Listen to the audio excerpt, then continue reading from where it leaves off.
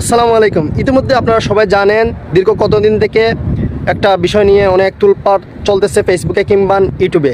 বাংলাদেশের টিকটকার অপু দুবাইতে একটা ল্যাম্বরগিনি কিনছে, সেটা নিয়ে অনেক তুলপাড় চলতেছে। বাংলাদেশের রোস্টাররা এবং কন্টেন্ট ক্রিয়েটররা বিভিন্ন ধরনের ভিডিও বানাইতেছে, কিন্তু বাংলাদেশের যারা বসে বসে ভিডিও বানাইতেছে তারা এখন পর্যন্ত কোনো ক্লিয়ার করতে পারে নাই অপু সত্যি কি সেই ল্যাম্বরগিনি কিনছে কি না।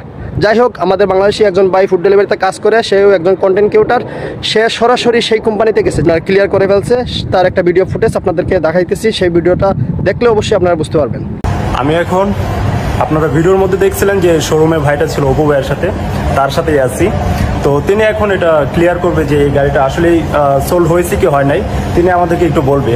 আর এই গাড়িটা এখনও এটা ডেলিভারি হয় নাই, কেন হয় নাই তিনি একটু ক্লিয়ার করে বলবেন ভাই। जी गाइस, ये गाड़ी सोल्ड हो गई है। सही है, ओप्पो भाई ने ली है गाड़ी। सही है, अभी उनके पास ड्राइविंग लाइसेंस नहीं है। जब तक ड्राइविंग लाइसेंस नहीं होगा उनके पास, वो दुबई में गाड़ी कैसे चलाएंगे। तो हमने ऑलरेडी सेल कर दिया, गाड़ी इधर ही खड़ी है। अभी उनके ऊपर डिपेंड करता है, ड्राइविंग लाइसेंस में टाइम लगता है। अगर वो चाहें तो गाड़ी हमको वापस सेल कर सकते हैं, नहीं तो लेके जा सकते हैं। हमें कोई इश्यू नहीं है, लेकिन उन्होंने ड्राइविंग लाइसेंस लेना है, उसके बाद ये गाड़ी लेके जाएंगे। और फिलहाल हमारे पास सेफ खड़ी है। ये जो बोलते हैं कि नहीं लिया ये वो भाई शोरूम में ऑफिशियल झूठ। अच्छा, हम लोग क्यों झूठ मारें। तो गाड़ी जो है सोल्ड हो गया, अभी उसकी लाइसेंस की वजह से अभी तक वो बाहर नहीं। ड्राइविंग लाइसेंस के बिना वही है ना, वो भी परेशान है, अभी क्या करें। अच्छा सही है, ये गाड़ी जो बाय करता है वही ड्राइव करता है। सही है।